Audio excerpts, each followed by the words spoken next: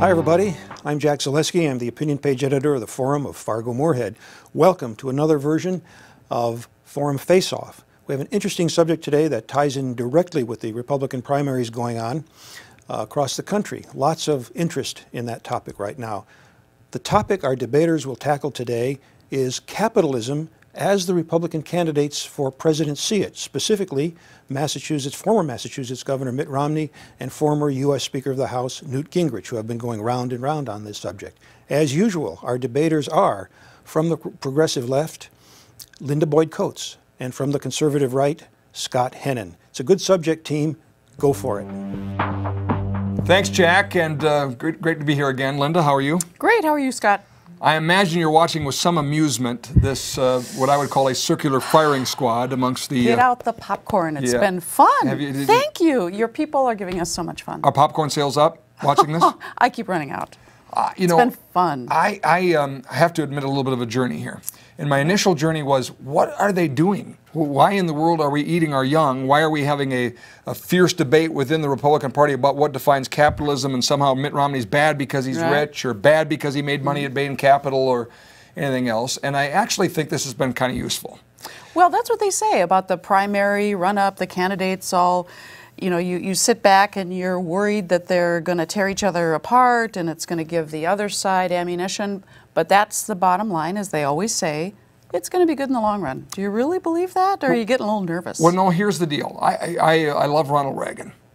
Ronald Reagan was a great inspiration. Ronald Reagan once said... he did all sorts of things. He raised taxes and he was Well, let's save that for another day. Let's talk and... about something that Ronald Reagan said, and that says that all great change in America starts at the dinner table. So let's just think of this as a little dinner table. All right. And you and I are going to start a conversation. And the conversation I'd love to have is, what is capitalism? I have a theory that America is broke. Broke and broken. Broke financially and broken in the way of we sort of lost our way. And I believe Barack Obama's doubled down on that. I think we could argue about whether or not it serves his purposes to bring about his worldview. We're talking about your people today. Let's stay with that. I understand. But I think this might help him as well. Because he is certainly going to use this little debate we've had to his benefit, to try and get reelected by saying, you know, I'm for you, the little guy, that guy, Mitt Romney or whoever it is, they're for the rich guy. I want to have a conversation about fixing America, and I think capitalism fixes it. And I think capitalism in the private sector should not be defined by Mitt Romney. In other words, I don't see Bain Capital, basically a bank, for lack of a better term. What Bain Capital did was go out and raise a bunch of money and then invest it in companies, and that's not bad. Well, that's part of what they did. Yeah, and part of how they do it is realize efficiencies, and sometimes that can mean, you know, hey, that one's not going to make it, so we're going to shut that plant down, or we're going to consolidate here, or whatever. My point is, that plays a role in capitalism. But I don't believe it should define capitalism. I think capitalism is more about, I'll give you one example, a guy by the name of Michael Chambers. Okay, beekeeper's son from Carrington, North Dakota. Before you tell me this heartwarming story, can I just put something in here that all the things you talked about as being elements of capitalism, none of those are bad. All of us understand that there are times when you have to change your business plan, maybe you have to downsize, maybe you have to lay some people off. It's painful. Anyone who's had to do it knows that it's painful. Those are all fine. I think what has people on both sides of the aisle giving Mitt Romney some heartburn today is because one of the things he did was personally earned a fortune by gutting these companies with the infusion of some public dollars. I think it's that little toxic combination that has people a little riled up. Capitalism isn't bad. I think the fine points of how you balance it with regulation is maybe how we discuss around the edges of it. Yeah, and you know, my journey is initially being upset that other Republicans were being critical of Mitt Romney. Well, that's what happens every 4 years on both of our Right, I understand, sides. and that's where I started, and I've come to say, you know what, maybe they're right. Maybe we just need to have a conversation, and by the way, I don't say this as a conservative, as a Republican, I say it as an American. I want to sit down with Linda Coates and folks who disagree, whether that be the Occupy Wall Street folks over there who continue to perplex me, that somehow people who actually create jobs are bad. I don't get that. And I don't think that's what they're saying anyway, but let's keep moving. What the dinner table The conversation should be what is wrong with America and how can we fix it? And I believe how we fix it is a certain bit of corporate responsibility to say, for instance, all right, Steve Jobs, let's use him for an example, and I'll come back to what you call heartwarming story. I'm sure it will be. Yeah, I love those. I hope you believe it is, because I think it is. But let's start with Steve Jobs. No. Steve Jobs is what? He's got an idea. I think Steve Jobs contributed mightily to America in his contribution of his intellectual capital with ideas. Sure he did. Right? And he contributed mightily to markets all over Asia for outsourcing, putting those things together, which is how things are going these days. I understand that. I don't like that part of it. I'd just assume that we take a Steve Jobs idea and build it here. You sound like a Democrat. I understand. That's why I'm saying the conversation maybe to say, well, wait a minute, how can we, and quite honestly, the reason that Steve Jobs puts iPhones and iPads and MacBooks together overseas is it's more efficient to do that. Sure it is, and it costs less, and I think, that's where in some industries subsidies come in to level the playing field with, it happens a lot in agriculture.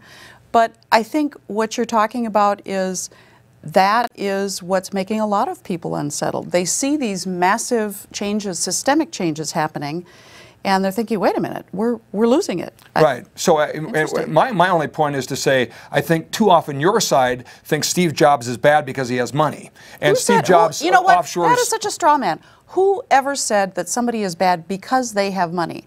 Everybody wants the opportunity. Occupy Wall Street crowd. No, that's not what they're saying. Listen to them. They're saying it's us versus them. They're saying 99 versus 1. We're the 99ers. They're the 1. That's crazy. The point of that argument is that there is something wrong with how the tax code, because the people, for the most part, the people in the 1%, they didn't do anything wrong. They didn't do anything illegally. It's just that the system has created this disparity by downplaying the role of wages and giving huge tax breaks to capital gains and dividends, so that when you amass all your money from capital gains and dividends, you're taxed less than if you earned the money through wages. And over time, that systemic structure has made this happen. If I conceded everything to Barack Obama on taxation, to say, you're right, Barack Obama, tax millionaires, tax Mitt Romney more, it fixes nothing. Actually, what it does is stifle the investment. That's not true either. I think we're better off saying, you know what, take the shackles off. In other words, Mitt Romney taxed at 15%.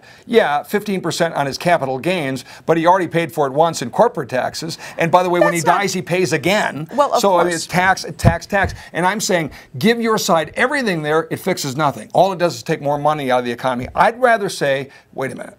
Here's my heartwarming story. All right, let's hear it. Michael Chambers, NDSU grad, son of beekeepers out of Carrington, North Dakota. Okay. Has an idea in college. The idea is now Aldebaran. Aldebaran is out trying to find a cure for cancer. Okay, they're trying to things I have no clue about, genomes and bioscience and everything else. Employs people right now. Incredible what they're doing. That's capitalism. Okay, Harold Hamm, David Meyer. David Meyer that right now has a lot of Case IH dealers around the country, and they happen to build them right here in North Dakota in the plant. Although, guess what? Farm oil. Are you familiar with the product Farm oil? Okay, get back to your three guys first. So this is all, these guys are entrepreneurs, they're making money. Exactly. They define capitalism. Who can argue that? Let me bring this around. All right. Farm oil. Farm oil is a Case IH product. It was actually the first red tractor, okay? Okay. Farm oil. Guess where they build farm oil now? I don't know. Not in the United States. So my point is why? I'd rather get back to that conversation to say, Steve Jobs build your phones here, put them together here. You thought of them here, build them here. Farm oil, Case IH, why not, in addition to building a whole lot of big iron in Fargo, North Dakota, shouldn't you build the farm oil tractors here as well? So tell me what you think of Byron Dorgan's book, Take This Job and Ship It. That was the whole point of his book. No, Byron Dorgan's book was all about advancing Byron Dorgan's cause and left-wing liberal policies that have led to the destruction of this country. Okay, I think that basically browbeats companies and say, no, you ought to build here. What I'm trying to start, the conversation I'm trying to start at this table, Linda, is to say, why do they ship those jobs overseas? Why do they go there? Why does Steve Jobs think of the iPhone here but not build it here? It's because of Barack Obamas who want to go around and punish these companies and tax them rather than get at the fundamental root of why it has to happen. Really? Yeah. Really? Yeah. All right. We've spoiled our appetites. We've run out of time. Here we are again. And I think we started something, though. I think we have. Rather than ended something, let's start a conversation here. Let's continue this one next time. Yeah. I think we're not done yet. This was fun. This was fun. As always. Next time. See ya.